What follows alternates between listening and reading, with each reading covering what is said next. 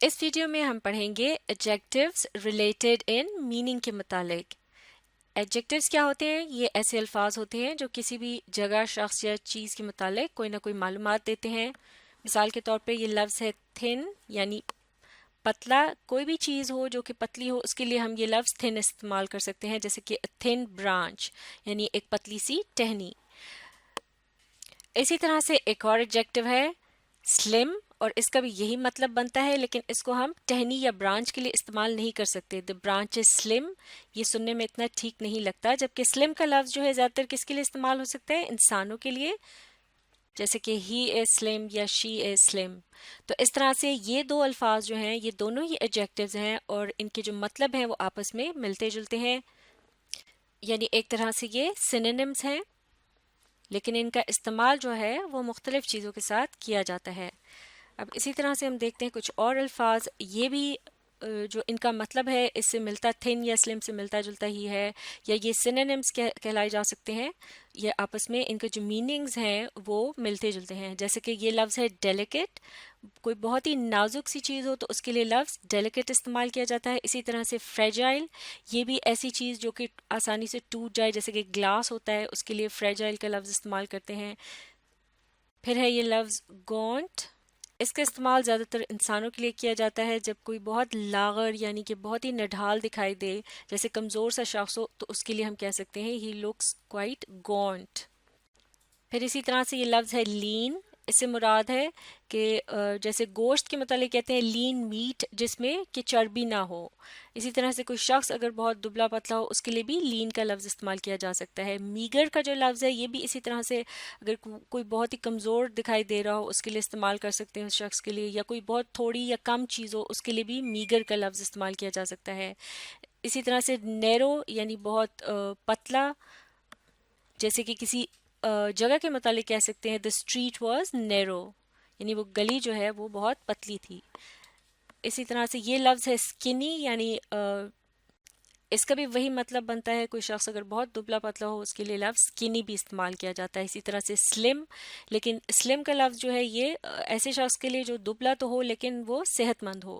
اسی طرح سے small کا لفظ بھی استعمال کر سکتے ہیں۔ پھر اس کے علاوہ bony کا لفظ استعمال ہوتا ہے، skinny اور bony اس کا تقریباً ایک ہی مطلب ہے، اور اب بالآخر تھن یا سلم ہی اس کا مطلب نکلتا ہے۔ اسی طرح سے starved، یعنی کوئی بہت ہی دبلا پتلا شخص ہو، اس کے لیے بعض اوقات اس طرح سے بھی ہم کہتے ہیں you look starved، یعنی ایسا لگ رہا ہے جیسے تم فاقہ زدہ ہو، یعنی تم نے کچھ بھی کھایا پیا نہیں ہے، تم بہت کمزور دکھائی دے رہے ہو۔ اسی طرح سے لفظ لینک، جو کہ کوئی چیز ایسی جو کہ بہت پتلی اور لمبی ہو اور سیدھی بھی، جس طرح کے بال ہوتے ہیں، جیسے کہ ہم کہہ سکتے ہیں he has brown lank hair, یعنی اس کے بال بھورے رنگ کے اور بالکل سیدھے اور پتلے سے ہیں۔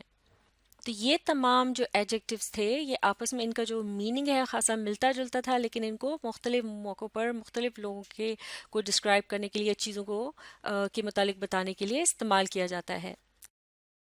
اسی طرح سے ایڈجیکٹیوز کو بعض اوقات انٹینسٹی کی لحاظ سے بھی استعمال کیا جاتا ہے، یعنی کتنا زور دے کر آپ کسی بات کو کہہ رہے ہیں۔ جیسے کہ اگر کوئی چیز بڑی ہے، اس کے لیے لفظ لارج کا استعمال کر سکتے ہیں، اور اس سے بھی اگر بڑی ہو تو پھر اس سے بہتر ورڈ ہوگا ہیوج۔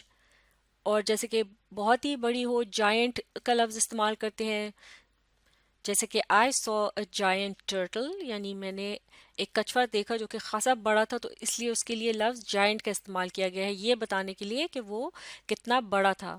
پھر اسی طرح سے اگر بہت ہی کوئی بڑی چیز ہو، جیسے کہ بڑی سی بلڈنگ ہے، اس کے لیے استعمال کر سکتے ہیں enormous، the building was enormous۔ پھر اس کے علاوہ اگر کوئی بہت ہی سائز میں بڑی چیز ہو، جیسے جائگینٹک کا لفظ استعمال کیا جاتا ہے۔ مثال کے طور پر بلو ویل، جو کہ ایک بہت ہی بڑا جانور ہے، اس کے لیے ہم کہہ سکتے ہیں کہ بلو ویل از اے جائگینٹک اینیمل۔ جیسے کہ اردو میں کہا جاتا ہے دیو قامت، یعنی کہ اتنا بڑا کہ جیسے کہ دیو کی طرح ایک تصور یعنی دماغ میں آتا ہے اس سے کہ بہت ہی بڑا ہوگا وہ، کوئی جس چیز کی بھی بات ہو رہی ہے۔ تو اس طرح سے جو ٹھیک ایڈجیکٹو ہے اس کو ٹھیک جگہ پر استعمال کرنے سے جو سننے والا ہوتا ہے اس کے ذہن میں وہ پکچر اور کلیئر ہو جاتی ہے، تاکہ وہ بات کو اور بھی آسانی سے سمجھ سکے۔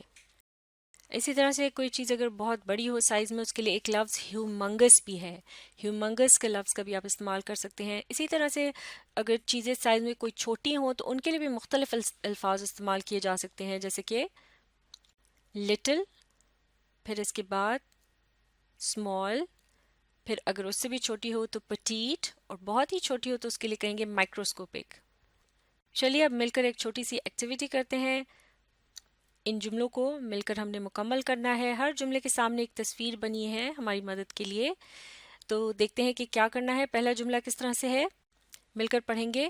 Hungary bunny was too blank to reach the apple. یعنی یہاں بات ہو رہی ہے کہ جیسا تصویر میں بھی دکھائی دے رہا ہے کہ بھوکا خرگوش جو ہے وہ سیب تک پہنچنے کے لیے بہت کیا تھا. اب ہم نے بتانا ہے، یہاں پر ہمارے پاس چوائسیز ہیں. لارج یعنی بڑا، لٹل چھوٹا، ٹال یعنی قداور یا اونچا، شارٹ چھوٹا قد میں چھوٹا، وائڈ یہ کسی چوڑی چیز کے لیے کہتے ہیں. تو اب یہاں کیا لفظ سوٹ کرے گا، ہنگری بنی واز ٹو، جیسے کہ یہ پہنچ نہیں پا رہا سیب تک، تو ہم کہیں گے the hungry bunny was too short to reach the apple. تو لفظ short جو ہے وہ یہاں پر سوٹ کرے گا، اسے ہم یہاں لکھ دیتے ہیں. تو اس طرح سے جملہ جو ہے وہ مکمل ہو گیا. hungry bunny was too short to reach the apple. اگلا جملہ I used a hand lens to see the blank ant. جیسے کہ تصویر میں دکھائی دے رہا ہے ایک شخص وہ بات کر رہا ہے کہ میں استعمال کرتا ہوں ہینڈ لینس، جیسے کہ اس کے ہاتھ میں دکھائی دے رہا ہے. اسے میگنیفائنگ گلاس بھی کہتے ہیں، اسے اردو میں آتشی شیشہ کہا جاتا ہے.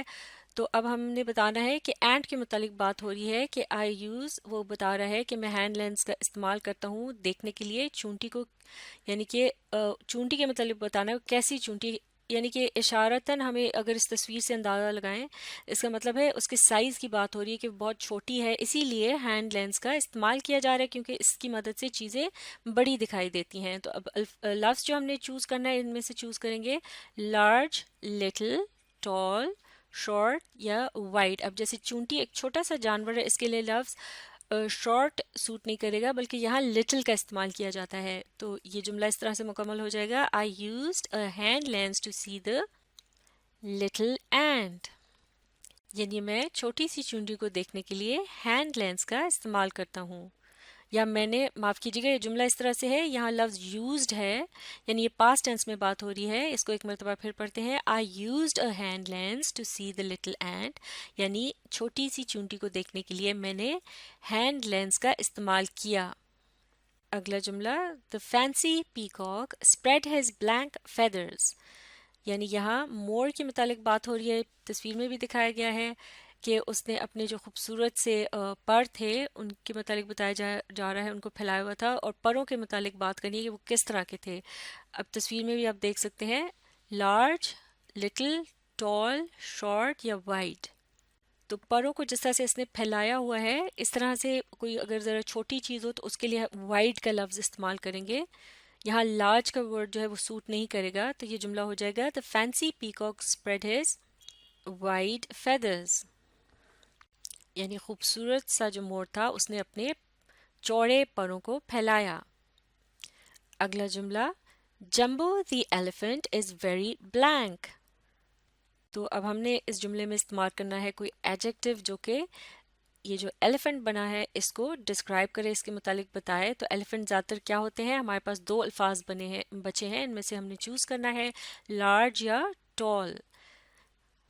تو یہاں لارج کا جو لفظ ہے وہ سوٹ کرے گا، جملہ ہو جائے گا جمبو دی ایلیفنٹ از ویری لارج. یعنی جمبو ایلیفنٹ جو ہے وہ بہت بڑا ہے. اب آخری جملہ دیکھتے ہیں Giraffes eat leaves from the blank trees. یعنی یہاں بات ہو رہی ہے کہ جراف جو ہیں وہ پتے کھاتے ہیں درختوں سے، اور کس قسم کے درختوں سے کھاتے ہیں، درختوں کی بات ہو رہی ہے وہ کس طرح سے ہوتے ہیں. ہمارے پاس جو لفظ بچا ہے وہ ہے ٹال.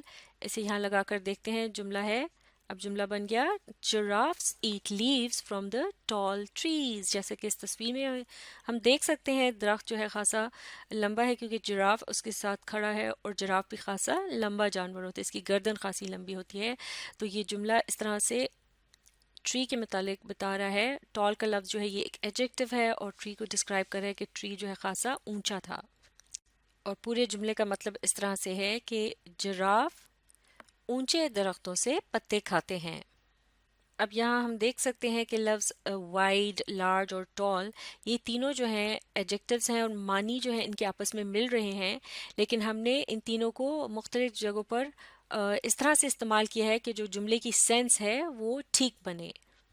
مثال کے طور پر ٹری جو ہے اس کے لیے ٹال کا لفظ اس لیے استعمال کیا جاتا ہے کیونکہ وہ اونچا اور اس طرح سے ہوتا ہے کہ پتلا بھی ہوتا ہے، بہت موٹا نہیں ہوتا. یعنی کہ اگر ایلیفنٹ سے کمپیئر کریں، جیسے کہ ایلیفنٹ ہے وہ اونچا تو ہوتا ہے لیکن وہ خاصا موٹا بھی ہوتا ہے، تو اس کے لیے لارج کا ورڈ زیادہ سوٹ کرتا ہے. اسی طرح سے اب یہاں پر اگر ہم ایلیفنٹ والے جملے میں لارج کی جگہ وائڈ کا لفظ استعمال کرتے تو وہ اتنا سوٹ نہ کرتا وہاں پر، جبکہ وہ پروں کے لیے یعنی چوڑے پر یا اس کے لیے ایسی جو چیز ذرا چھوٹی ہو سائز میں اس کے لیے یہ زیادہ بہتر رہتا ہے، اور جو کہ چپٹی بھی ہو یعنی ایک طرح سے فلیٹ ہو تو وہ وہاں پر لفظ وائڈ جو ہے وہ فیدرز کے ساتھ زیادہ سوٹ کر رہا ہے. اسی طرح سے شارٹ اور لٹل کا ڈفرنس بھی دیکھتے ہیں. یہ دو الفاظ بھی آپس میں جو ان کے معنی ہیں وہ ملتے جلتے ہیں، لیکن جو بنی ہے اس کا جو قد ہے جب اس کی بات ہو رہی ہے تو وہاں لفظ شارٹ زیادہ سوٹ کر رہا ہے، جبکہ چونٹی جو ہے وہ بذات خود بہت ہی چھوٹی سی ہوتی ہے، تو یہاں پر شارٹ یا ٹال کا جو ہے وہ لفظ سوٹ نہیں کرے گا، بلکہ اس کے لیے بالکل لٹل یعنی چھوٹی سی اس کا لفظ زیادہ بہتر رہے گا. کیونکہ چونٹی کے متعلق ہم اس طرح سے نہیں کہتے کہ چھوٹے قد کی چونٹی، اس لیے یہاں لٹل کا لفظ زیادہ سوٹ کر رہا ہے. تو اس لیے جو سینس ہوتی ہے، جو جملے کے لحاظ سے سینس کے لحاظ سے ہم مختلف ایڈجیکٹیوز کو جو کہ آپس میں معنی میں ملتے جلتے ہوں ان کی ٹھیک جگہوں پر اس طرح سے استعمال کرتے ہیں. تو اس طریقے کو اچھی طرح سے سیکھنے کے لیے آپ اس ویڈیو کو ری پلے کیجیے اور اس کے ساتھ ساتھ پڑھنے، سمجھنے اور لکھ کر پریکٹس کرنے کی کوشش جاری رکھیے.